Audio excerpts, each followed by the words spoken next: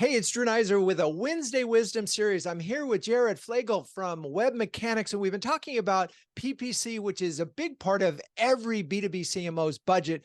Jarrett, when it comes to PPC, what do you think CMOs aren't thinking about that they should be? So great question, Drew. PPC is something that a lot of companies are spending a lot of money on, and times are tough. It's really hard to keep spending the budgets you were, when cash was flush, right? So there are three things you need to do with your PPC to make sure you're maximizing the value of every dollar you spend on it.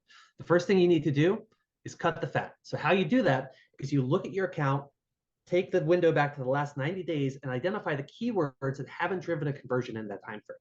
And what you want to do is you want to pause those keywords and reallocate the spend you were spending on those non-converting keywords to terms that are actually converting and driving opportunities for you. All right, so we're cutting the fat. And when you say not converting, we're talking about filling out a lead form without taking some kind of engaged action? Yeah, so you could do it on two levels. So you could either look at those people who've never filled out a lead form, or you could go a layer deeper into your CRM and see, okay, they filled out a lead form, but did they ever turn it into an opportunity, right? Okay. If you have a keyword that's not generating quality, that might be a good opportunity to cut to. Got it. Okay, so now what's number two? Number two is qualify your conversions. So don't just optimize your campaigns for form fills. This is a mistake that I see in 90% of accounts. Right. If you want more form fills, Google's going to get really good at giving you more of those, but they won't necessarily be qualified leads. So instead, add a qualifying question to your form and only fire a conversion when the lead is qualified. This tells Google, hey, this is what qualified looks like and gets you more qualified leads over time. I love that. And it's such a problem, particularly in B2B, where, a one click to a website is not a sale. It's going to take 6 months, 12 months, 18 months, and you have so many people. So if you're paying Google just to get someone to your website, you're probably paying a lot more than you should. Okay, what's number three? Number three is use data postback.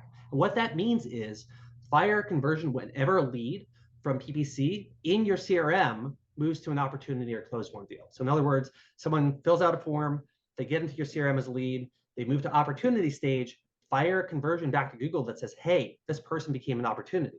So that's the other side of the coin. So you're pre-qualifying on the front end, right, to filter for quality. On the back end, you're telling Google, hey, this person actually became an opportunity. This person that actually became a close one deal.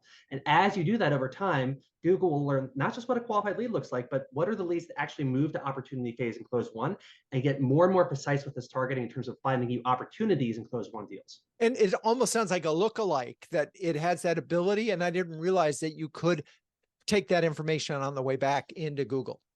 Yeah, Google is a machine learning, it's a monster, right? It has all these data points feeding into it. And if you feed it data back on, hey, these are the people that we want, Google is able to put all the pieces together and figure out who those people are that you haven't converted yet, but should.